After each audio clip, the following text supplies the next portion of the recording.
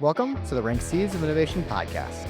I'm your host, Max Rank, and I'm so glad you're joining us today. Every year brings a different set of challenges, and by midsummer, the decisions we made early in the spring are starting to show up in the field. In today's episode, we're joined by Karl Bobholz, our corn products manager, and Jim Torkelson, our Western sales lead, for a real-time, mid-season check-in on how the season is shaping up so far. Karl and Jim spend countless hours walking fields across the Corn Belt each year, helping growers understand what they're seeing and how today's conditions can impact yield down the line. Let's dive in. Today, just like last year, we are going to be doing another mid-season outlook, and from our world travelers here, I have Karl Bobholz and Jim Torkelson here to give their insights and some extra ideas from what they've been seeing out in the fields this year and what we can do to start getting ready for harvest, because that's going to be right around the corner. Just for a reminder for our listeners, Jim, can you go ahead and introduce yourself again? Jim Torkelson, Mason City, Iowa, so north central Iowa, just off the Minnesota border. My background is in soybean breeding, crop management, both corn and soybeans. I've been doing this a long time, seen a lot of innovation over the years. And Karl, I know you're a familiar voice, but once more, please. Yeah, I'm Karl Bobholz. I'm the corn product manager here at Rink. So with that, I kind of travel the whole area that we market in as Rink. So from Michigan out to Nebraska, and that's where I am today. Let's talk about planting and how that set the stage for us this year. And I know that the USDA published almost every state across the Midwest except Michigan, correct? Yeah, I would say in general, this year was pretty quick. Growers have a lot of big planters now. We can get a lot of acres covered. We had 10 days of awesome weather is what I would say. You saw that too, Jim? Yeah, I'd say the bulk of the corn probably went in about 10 days, to echo what Karl's saying. And then beans, some of them were growing in simultaneously with the corn. I could argue that maybe was a mistake in some cases. And why would that be? The ground really, beans do much better when their soil temps are closer to 55, and corn is fine at 50. And we, at least in Iowa, didn't exactly have super warm soils to start with. We had a few kind of roller coaster up and down, periods of cool weather, periods of warm weather. And we had a fair amount of replant beans across actually the Corn Belt. A lot of customers had sent me pictures of crusted fields and things like that maybe were planted when it was a little too wet. And perhaps there could have been a rainfall event there that crusted that as well. Generally, we've had a pretty dry spring, though, correct? In a lot of areas, but there's some areas that had excessive rainfall. I was in eastern Iowa just yesterday, and their crop is behind northern Iowa as far as corn development. Quite a ways behind, actually. And they've also had excessive rainfall over there. So we're seeing yellowing in the corn and some uneven stands. It's not the prettiest looking corn. How is that starting to shape up for, we move through June and into July now? So your pollination is going to be a little bit uneven there. There's a whole lot of potential issues with that. Karl's been traveling more of the area and seeing a wider footprint than I have been. So, I mean, he may have a little more insight on what his thoughts are as we head into pollination with some heat coming on. In Illinois, state to state varies a lot, right? And that's kind of normal for us, right? As we think about it, Illinois, I would say, is moving along pretty good. Even though they were really dry early on, they had a lot of rain lately. The corn is moving pretty quickly and pretty uniform. Like Jim was saying, in Iowa, the eastern side, you could tell they had a lot of rain in early June, late May, which is now causing some stunting corn, like he was saying, some uneven plant height, and actually shorter. It looks like the last few weeks have been a little drier too in that area, so it became concrete in some areas. Western side of Iowa, I would say, in general, it's moving along pretty good. They just fought a lot of weeds. Water hemp has been pretty atrocious, is what it looks like across the locations. Here in Nebraska, there seems to be a lot of pockets of weather, a lot of rain in some pockets, a lot of hail in some pockets. So it's very, very scattered here in Nebraska. As you go across the northern area, out in general, it's pretty good. One thing I would call out from the spring is, like what Jim was saying, soybeans likes warmer temperatures when it goes in the ground. We were planting a lot of corn and we were wearing sweatshirts and jackets. Yes, we were. It was 35 degrees. I even helped put a plot in, and it was like 40 degrees that day. The grower asked multiple times, like, hey, the forecast looks awesome. Next 10 to 14 days, let's go. That plot looks fantastic today. And so why is it that the corn is so much less susceptible to colder temperatures than soybeans? Is that just the nature of the crop? Generally speaking, it has to do a lot with the disease that they're susceptible to.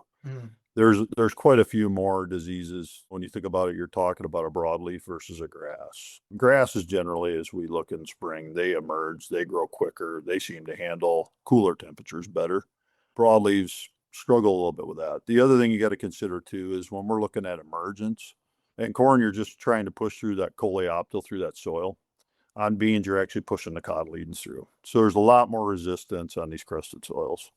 So is it really more of the crust from the rainfall or rainfall followed by some hot weather crusting over that's really creating the challenges for beans? I would say that's the case. I mean, they're both going to germinate at 50-degree temps. That's not the issue. Oftentimes, we kind of abuse things more with beans than we do corn because they'll tolerate it better. You can start off wrong with a bean field, and beans are so compensatory, they can actually make up the yield that you may have lost in the beginning. Corn is not that way. If you start off wrong, it's not going to turn out very well typically. Corn does not fix itself. It's set right away. Got it. And so how has the weather started to shape this year as we're moving now towards the mid-season? So the one thing, at least in Iowa, and I think it's probably across the entire corn belt, our mineralization is at an all-time high. 2025 was the best mineralization year. In other words, breaking down previous year's residue, releasing the minerals from that residue. We are actually ahead of 2025 currently, at least in Iowa, according to Iowa State. So this is why we see corn that is extremely dark green, very healthy looking in those areas where we haven't had weather restricted problems. So because of that, we're seeing really, really nice looking corn in addition to if the nitrogen applications get done correctly or timely. It looks really quite good. Our GDUs, heat units, we're ahead of normal, about 100 heat units ahead right now, if you're using May 1st as a reference point. So why did we have this mineralization breakdown? It's a combination. A few people might remember a few years back, I wrote an article for our Earful talking about this. You need the combination of water and heat. Mm-hmm. And then if you have a decent amount of overall nutrition in the soil, the microbial activity is at an optimal rate. So it breaks down that previous crop's residue more quickly. It eliminates a bottleneck potentially in the spring for the next year's crop. One thing, Max, I would say though, with us mineralizing as fast as we did, we will see more nitrogen deficient corn. We're seeing that already. It's compounding, right? So in some areas that have seen 10 inches of rain the last 2-3 weeks, I was in a field the other day that you are seeing some nitrogen deficient already showing up, and it's tasseling right now. So a lot of guys were managing their nutrients as much as they can. Now the soil is truly mineralizing as fast as it is, like it looks like it is. We could see a little more nitrogen deficient or any deficient showing up over the next couple of weeks. Is that just because the corn metabolized it so quickly? Yep. And with the rain kind of moving it through the soil profile, the roots have to catch back up to it. It's going to be interesting how this plays, but this corn looks fantastic from the road. But when you walk in the field, it does not look 100% fantastic. And why is that? Again, outside you have a lot of sun. So that corn crop is looking dark green, a lot of nutrients on the outside. But when you get inside, you're starting to see that nitrogen deficient showing up in the lower leaves. You're seeing some of those struggles happening. You also see some uneven stands. I just think some of this seed got put in little variable soil conditions where some got into good moisture beds, some did not. And that is starting to show up again too. So what can we do about it now, though? Are there tools at our disposal that we can still manage this at this point in the season? We can. It's a little more sensitive, right? There is larger equipment that can go over top of corn that you could add additional nitrogen if you need to. My recommendation is get in these fields and take a look at them. They're showing a lot of different things right now. And with the weather we're seeing, with this humidity, this moisture that we have across a lot of the area, yeah, there are pockets of dryness. Disease triangles starting to come together. And right now, no one's winning. Disease is truly winning, but there's a lot of different opportunities out there right now. On that note, so Jim, just so you know, so me and Karl had the opportunity to have Eric Snodgrass speak in front of us, and he brought up some, last year we had such a large southern rust problem. Correct. And so as we start talking about diseases here, are we going to be expecting another southern rust, do you think, later in the season? Or what does it look like, as Karl mentioned, with the diseases here? That's a good question because that's a concern everybody's had after the way it wreaked havoc on things. Thus far, there's been almost no inoculum in the Delta area of the United States. So without that inoculum, we're probably not looking at a southern rust year. Also, if you look at the prevailing winds for most of the spring, they've been a lot of northwesterly winds. We need strong southerly winds to drive that inoculum north. I'm not saying it couldn't happen, but as a point of reference, for instance, in Iowa last year, we had already found rust by June 15th. This year, we have no reported southern rust. Now, we are seeing a few pockets of tar spot. There's some showing up in Nebraska, probably more in Nebraska actually this year than in Iowa.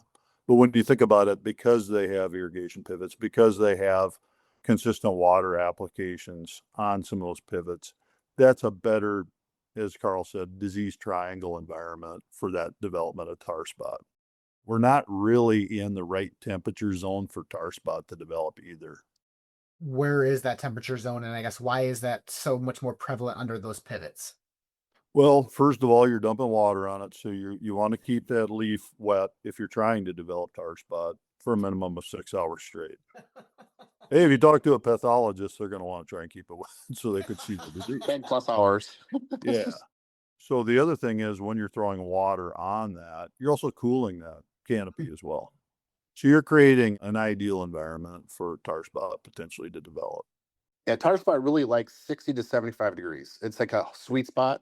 Where last week, we were in the 90s, it cooked it. It really slowed it down. It's still in the bottom canopy in some areas, but the week prior, that third week of June, when we were barely at 70 most of that week, 74, the social media was lighting up with tar spot comments. But last week really slowed it down with the heat we got, and now we're continuing being that 90 degree. We'll keep it slow for the time being. It's there, but slow.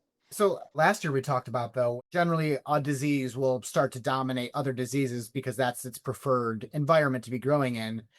If this hot weather is going to stunt our tar spot, what potentially could be taking its place or we'll be fighting this year then? Well, normally you would think southern rust, gray leaf spot. Great. It's ideal. High humidity, high temperature gray is a problem. We also saw last year, if you do get in what you would consider a tar spot type environment, as Karl was talking about the cooler temps, northern leaf blight is really a common thing at the same time as tar spot. Yep. So I think a lot of people kind of got educated on what southern rust looked like last year. A lot of people know what tar looks like. If we go back to 2015, a lot of people would know what northern leaf blight looks like. So we're talking kind of that cigar-shaped lesion that kind of expands out. They get quite large. I mean, they can coalesce together, basically take the whole leaf out. But those would be the things we'd be looking at if we start getting into a cooler weather pattern. I would say in general, we're seeing all of them right now, just at low levels. Like Jim's saying, northern, it's out there. You see some cigar lesions already. You're seeing some gray out there already.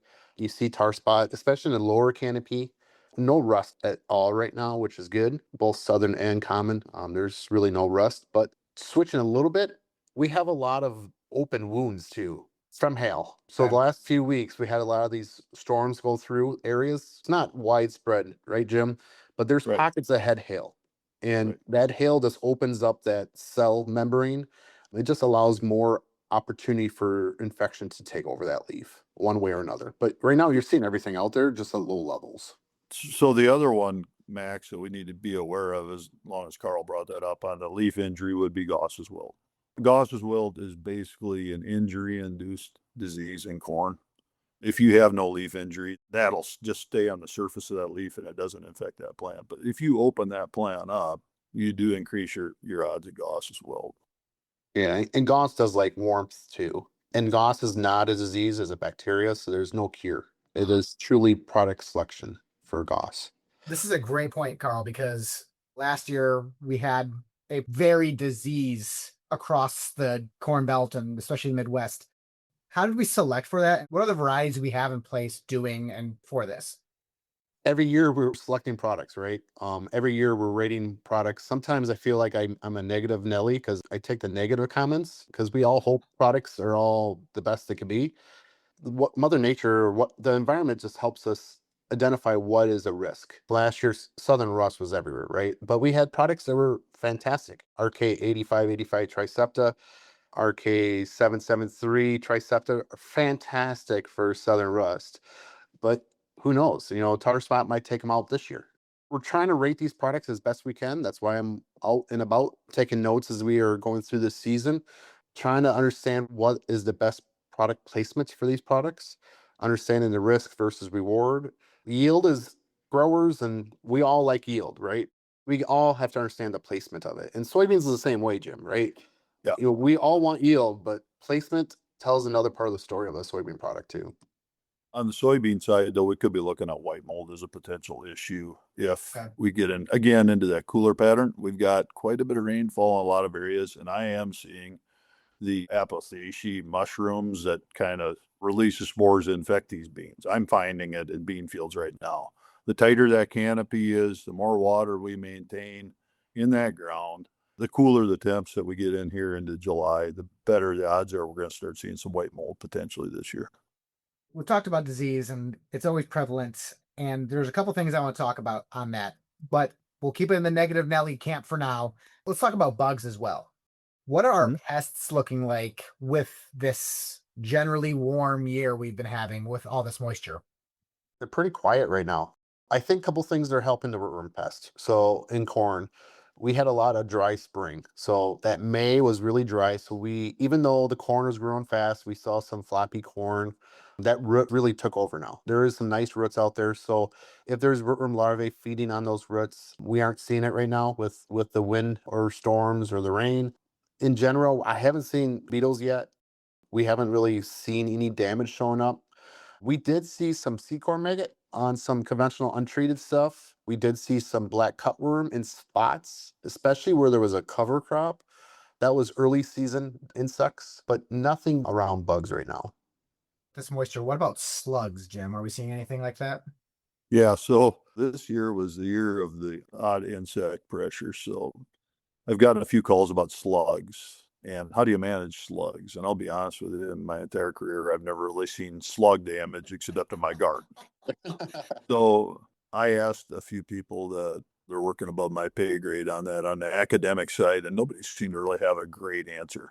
The typical environment you're going to see it is obviously where there's more residue from the previous year's crop. So no-till areas are probably a little more prone to that. The second thing is, well, slugs, they need moisture. So you need a wet condition for them to thrive. And they like that decaying tissue. And then, unfortunately, your bean crop could end up being the next thing on the buffet, so to speak. So we've had some issues with that. The oddest thing I have never encountered in my life was swarms of June bugs in corn. And corn. Yeah. Strangest thing I've scouted, and I've gotten calls from people that said, "What are these things? They're buzzing around me like a swarm of bees." And so what that's an indicator of, Max, is that we've had some grub damage out there. Okay. And you do kind of see it on the corn and in those areas where those June bugs were really, really territorial. So it's kind of a strange thing. We would see some stunted corn there. My thinking is we had a little bit of grub damage in those areas, and as they pupated and came out of the ground as beetles, they were looking for something to go after. But as far as slug management, I wish I could tell people what to do for sure on that. But reduced tillage has a lot of benefits, but it can also create some other problems. And so what are some other tools that we can use here? All right, we don't have an answer right now for slugs, but what tools do we have now to look at the positive, right? We hammer home all of the bad things with diseases and pests. We're coming up to tassel for corn and pod fill for beans before you know it. What can we do right now or in the next couple of weeks that's going to really set us up for success come harvest time? I think the biggest thing right now is just getting your fields. We have the opportunity to walk fields. We have opportunities, especially in corn and soybeans, for diseases, right? So I would say get out, look at your fields, understand what your fields are telling you. Look at the weather. There's a lot of different weather tools out there you can use. Eric Songas that I use a lot. He has a lot of cool different information out there.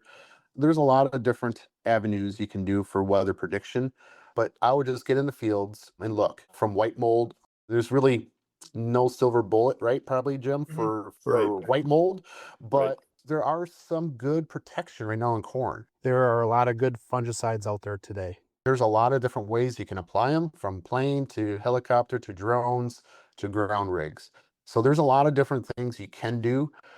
but I wouldn't do it as a blanket statement, especially with commodity prices the way they are. I would just make sure you spend a couple days walking your fields, understanding what the fields are telling you, and create a plan. What is the best return on investment for your operation? Well, as Karl said, he mentioned it earlier on the tar spot, and this is where growers really need to think about the economics of this. We don't make recommendations of fungicide applications, or at least I don't, for diseases that are below that ear leaf. There is no economic return for treating a field of tar spot that's in the lower part of the canopy. It needs to be above the ear leaf, 20% leaf coverage, pretty much for any disease to justify an application of a fungicide. When you're scouting, I would target the fields that maybe had some hail damage this season. Yeah. Because those, try to target the ones that had hail damage, maybe struggle coming out of the ground, had some wind damage early on. Those fields maybe had some weather issues already. That's the ones I would start with and kind of go from there. You also have your high maintenance fields that you're trying to get the best yield you can off of. Maybe those fields you want to spend a little more time and understand what that crop is telling you. And one thing we've done this year is we launched Resilient AP, which is a planter box treatment targeting that crown rot issue in corn. To Karl's point, if you're looking at corn on corn areas and you've had excessive wetness this spring, those crown rots could be a real problem. And this is why we saw such positive response with it last year. In my area in particular, we were unusually wet, and we were seeing big responses with that particular product. That's why we're so excited about it going forward. Mm-hmm. We had some growers that did split planters, and they're tickled pink right now. They're just excited. What is it providing for our growers right now that's really giving them the success they need? So like what Jim was saying, it is a planter box. So this will be for next year. But what it really does, it's an EPA labeled fungicide biological. So it's adding additional benefits to our seed treatments that already do. Seed treatments they haven't changed a lot over the last decade. This is a biological approach to enhance our seed treatments on our corn and soybeans. It also provides some enhanced immunity, which makes that plant more robust, a little bigger, a little more consistent emergence. It kind of creates a natural growth promoter within it. So it's kind of interesting product. The cool thing, it's EPA, has a very good shelf life, and it's simple. It replaces a normal talc or graphite seed lubricant that you guys use, kind of replaces that and adds additional biological with it. So we'll actually test additional combinations with Resilient as our base, one for soybeans, one for corn. That's going after a little more of the insect side of both of those crops. Again, it's not a silver bullet either, but it just adds additional benefits that we see in both yield performance and also consistent appearance, especially coming out of the ground. So just to refocus a little bit here on something different, as Karl, you were mentioning, hey, we need to start focusing on listening to what our fields are telling us, right? So what are some cautionary tales before jumping the gun here? What do we need to be looking for? And then what do we need to start thinking about as we get ready for yield setting in August here? So here's the simple thing to think about diseases in corn. Tar spot, if you have a lot of weather between 65 and 75 and a lot of moisture, keep an eye out for that. Gray leaf, if you're in that 70 to 85 range with good moisture, you can actually be a little drier too with gray. That's kind of the area for that. Northern kind of likes that 65 to 75 with good moisture. I also think northern and tar kind of connect a lot. When you see a lot of tar spot explosion on leaves, you also see northern. So there's some similar weather conditions or similar disease triangles for that. Common rust, it's just widespread, cool, foggy mornings. Anthracnose top dieback is also cool, foggy mornings. Gauss's wilt, if you have damage from hail, wind, sandblasting from the wind, there's no cure for that, but you can manage that for next generations, next couple seasons. How are we managing that for the next couple seasons? Product selection. Look for products in our C guides that are 7s and 8s for ratings for Gauss's wilt. Those are best tolerance to Gauss's wilt. Kind of stay away from those that are 5s and 6s. They're the most susceptible to Gauss's wilt. So that's all product selection. The last thing is crown rots. And we kind of mentioned a little bit with Resilience, that really kind of helps that Pythium, helps that Rhizoc. So really what that is another way to help us at crown rots. Fungicide right now doesn't fix crown rots or stalk rots. Mhm. It kind of slows it down a little bit. right, Jim? It doesn't fix it. So that seedling disease that kind of composes all season long and causes issue at the harvest time. There's a lot of different ways. My recommendation is go in your fields, take a knife with you, cut away from you. Don't cut toward you. Cut down the stalk, check the growing points out. Check every node. How's the nodes looking? How's the growing points? Look at each leaf. Like Jim was saying earlier, if there's diseases or below the ear leaf, it really doesn't matter.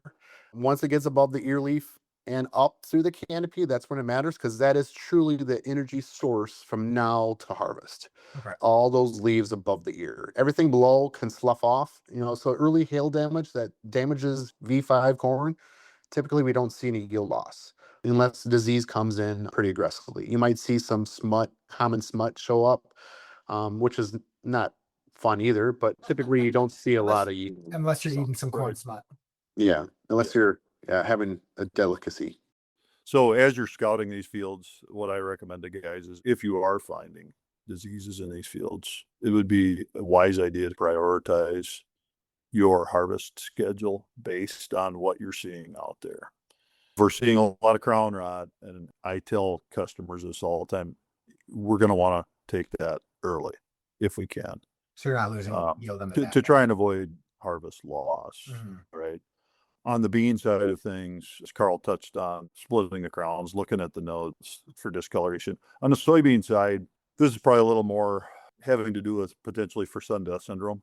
That was one we didn't cover on the soybean side, but on these cooler, wetter conditions, SDS can be a problem that does not show up until the fall. And the reason for that is it's a fungal disease that infects the roots, and the reason it kills plants or causes what we call leaf necrosis late in the season is as that fungus dies around the roots, it typically is kind of a blue-gray color. Mhm. As that fungus dies, it creates a toxin that later in the season, rainfall causes that to be uptaken into that plant. That's where we're getting that necrosis. Okay. If you had a particularly compacted field with heavy moisture on soybeans, that could be an area to watch out for. Now, it's not going to make a difference on your harvest schedule because obviously you got to take beans when they're 13% or less. But it's good to know to prioritize that stuff. And as far as the white mold goes, if you've got a bad white mold field, I'd recommend combining that last. And the reason is we don't want to grab that sclerotia, the small inoculum that it looks like rat turds, for lack of a better word. You Sure. don't want to spread that across all your other fields. Because then you're if just you going to can be creating that problem for years down the road. Yeah. So we kind of got to look at that disease thing. Here's what we got, but then let's think about how we prioritize that going forward towards fall and harvest. So you guys have both given us, tremendous ammunition for how to start planning. Again, we have to start thinking about harvest now because it's going to be here before we know it.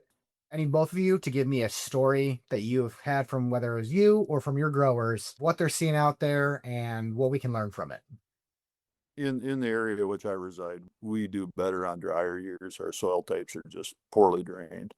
I would say 3 out of the last 8 years, we've had what I'd call excessive moisture. Of course, the corn will yellow up. It gets this yellow coloration, and guys are questioning, should I be putting more nitrogen on? And we're talking corn that's pre-tassel. Okay. I've had guys do that, leaf check strips. That never pays. It just never pays. And I'll tell you why. And Karl touched on it earlier. I am of the belief that you cannot fix a nitrogen deficiency with an overtop application because that's a root problem. And it's a root problem because you're trying to grow roots in saturated soils, and oftentimes the nitrogen is there, you're just not reaching it. And if you got a landlord or something that doesn't like the way the corn looks, maybe you put some nitrogen on the end rows to keep them quiet. But in reality, it's just not going to pay. And so, as I mentioned earlier, eastern Iowa is showing quite a bit of this yellowing right now. And I've been getting questions from customers over there. And then it goes back to the economics as well. Nitrogen is not really that cheap at this point. Mm-hmm. Commodity corn is not worth a lot right now. So you got to keep that in perspective as you're thinking this whole thing through. What's my ROI on this? Am I actually just helping out my insurance company by boosting my yield a few bushels? There's lots of factors, and we've got to take all that into account with interest rates being where they are, input costs being where they are. So that's not one specific story, but just the general comment. Yesterday, I was in Tonka, Illinois, and I was looking at our research trial there, and the grower and his dad came up, and we started conversating a little bit, and we were talking about the season, right? And going through the season and the sprays that they done over top of the corn and soybeans, and some of the weed pressures that were coming through again, so they had to go back out and spray. I think the biggest thing is growing is about a management game. And I went down this conversation with them and say, hey, yes, we jump in the tractor, plant it, jump in the tractor, spray it, spread some fertilizer over top of it. But it's the times between those parts of the season that we actually learn and manage the crop the best. And I know Max and Jim, you guys are tired of me saying walk in your fields, but it is truly what is separating the best farmers from a good farmer. All farmers are good. We can make a heck of a corn crop. We can make a heck of a soybean crop. But those operations, those growers are out there scouting the fields, understanding what the corn, the soybeans are telling them, and managing to that are the ones that are separating themselves from being just good. I think that just goes down to understanding what we're seeing from the nitrogen deficient that's showing up in some areas, but caused by a lot of rain the last 2 weeks, early mineralization, like Jim was saying earlier. All that is being told to you if you just get out and walk a field instead of drive by. I know it's not the most PC way of saying it, but it's truly a management game right now. Farming right now is truly a management game. All these episodes we've done, we have talked about, hey, one thing leads to another, right? And if you're just putting a bunch of inputs into your field, you don't really know, and you can't really tell what they're actually doing if you're not seeing it live. Right. What someone would consider a normal year for the first time. And for all the years we've talked about the weather being different and diseases being this or that, it's refreshing for me to see something that's newer or a normal year so I can actually have a baseline rather than all these extremes. Yeah, our hair's not on fire yet. But we got time for it. Well, and hopefully you just didn't jinx it there, Matt. Well, you know what? If I did, we can just blame it on me and I'll be the scapegoat for the Midwest weather. I have a lot of growers that are extremely nervous right now because the crop looks too good. If it's too bad, it's sad. If it's too good, it's sad. I get it. Yeah. All right. Well, gentlemen, thank you for your time today. Thank you. Thanks, Max. One of my biggest takeaways from today's conversation is that while every growing season is different, successful crop management always comes back to getting in the field and paying attention to what your fields are telling you.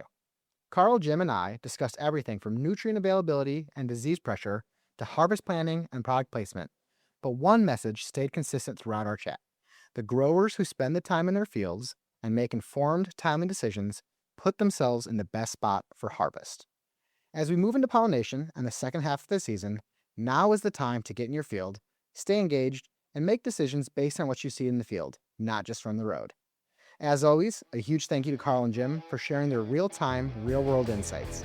And thank you for joining us today. I'm Max Rank, and this has been Rank Seeds of Innovation. Until next time. Be sure to hit subscribe for a notification when a new episode drops each month. And follow Rank on social media, Facebook, Instagram, and X. This has been the Rank Seeds of Innovation podcast, innovating agriculture one seed at a time.